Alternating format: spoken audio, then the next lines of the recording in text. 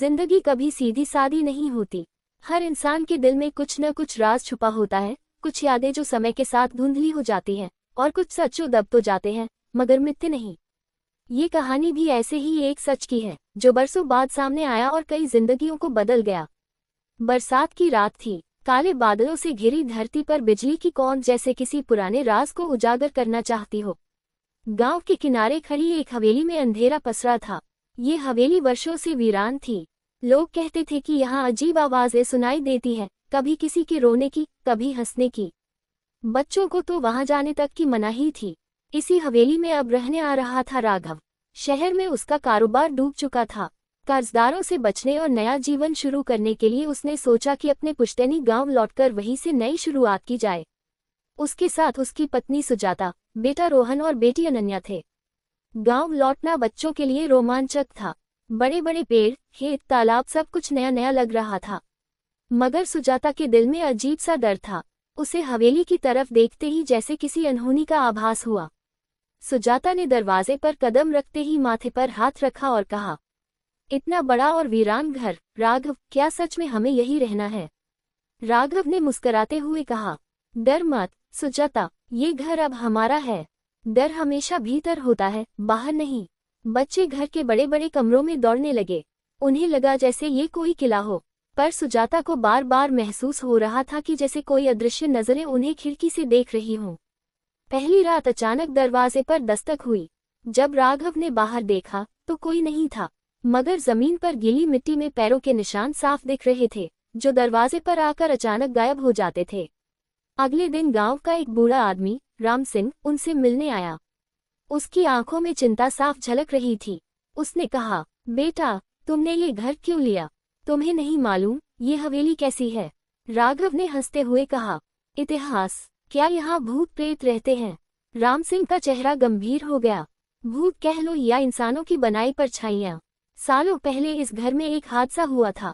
मालिक की बेटी गौरी अचानक गायब हो गई थी। उसके बाद इस घर में अजीब घटनाएं होने लगी। लोग कहते हैं उसकी आत्मा अब भी यही भटकती है। राघव ने इस बात को मजाक में टाल दिया, मगर सुजाता के दिल में डर और गहरा गया। कुछ दिनों बाद अनन्या खेलते खेलते ऊपर के हिस्से में चली गई। अचानक उसका पैर लकड़ी के फर्श में धंस गया।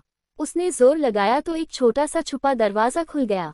पापा, यहाँ नीचे कुछ है, अनन्या चिल्लाए। राघव दौड़ा आया। सीढ़ियाँ नीचे जाती थीं। उसने साहस करके नीचे कदम रखा। अंधेरे तहखाने में धूल भरी अलमारियां, टूटी फूटी कुर्सियां और दीवारों पर कुछ तस्वीरें टंगी थीं। उन तस्वीरों में एक मासूम लड़की मुस्कुरा रही थी। तस्वीर के नीचे लिखा था, गौरी 1995। राघव तस्वीर लेकर राम सिंह के पास गया। राम सिंह ने देखा तो उसकी आंखें भर आईं। हाँ बेटा, ये वही लड़की है। उसी के गायब होने से ये घर उजड़ा। कोई नहीं जान पाया कि उसके साथ क्या हुआ। अब राघव को इसमें दिलचस्पी होने लगी। उसने गांव के बुजुर्गों से बातें करनी शुरू की। सबके पास अलग अलग कहानियां थीं। कोई कहता कि गौरी भाग गई थी, कोई कहता उसे मार दिया गया। सुजाता बार बार राघव को समझाती, हम यहाँ खुश रह सकते हैं, पर तुम क्यों पुराने किस्सों में उलझ रहे हो? राघव बस इतना कहता, कभी कभी अतीत को जानना जरूरी होता है, तभी भविष्य संवरता है। एक दिन तहखाने में सामान हटाते हुए अनन्या को एक पुरानी डायरी मिली। उसके पन्ने पीले पड़ चुके थे। ऊपर नाम लिखा था, गौरी। डायरी में गौरी ने अपनी जिंदगी के किस्से लिखे थे। मुझे गाना बहुत पसंद है। माँ चाहती है मैं पढ़ाई करूं, पर पापा कहते हैं लड़कियां बस घर संभालें। कभी कभी लगता है मैं इस घर से भाग जाऊं।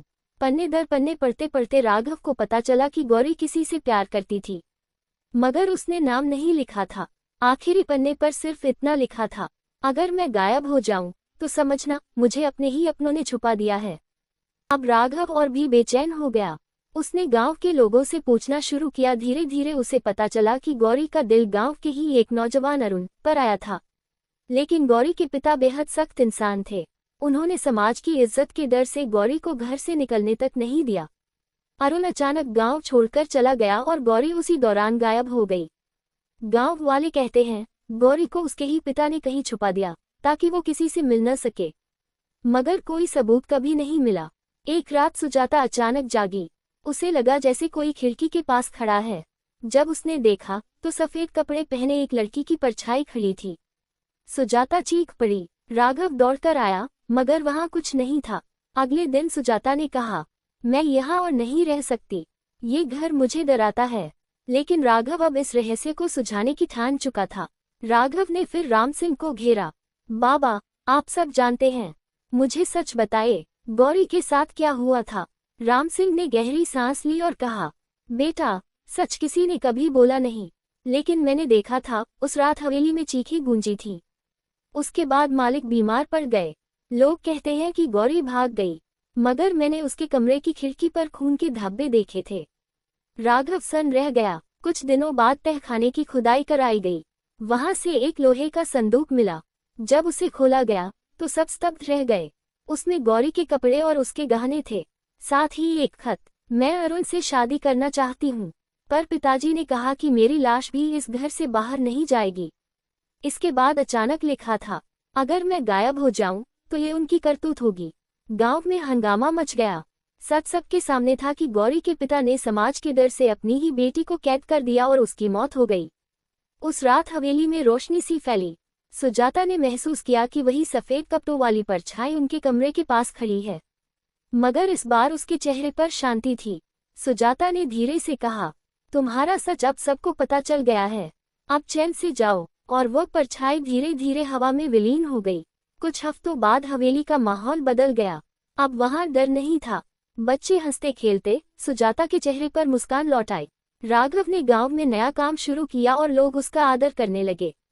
मगर उसके दिल में हमेशा ये एहसास रहा कि उसने सिर्फ एक इंसान की आत्मा को चैन नहीं दिलाया, बल्कि समाज के सामने एक सच्चाई भी रखी। गौरी की कहानी गांव के लिए सबक बन गई। लोग अब अपनी बेटियों की इच्छाओं का सम्मान करने लगे। हवेली अब डर का नहीं, बल्कि हिम्मत और सच का प्रतीक बन गई। और राघव के दिल में हमेशा एक आवाज गूंजती रही, सच चाहे जितना भी दबा हो, एक दिन सामने जरूर आता है।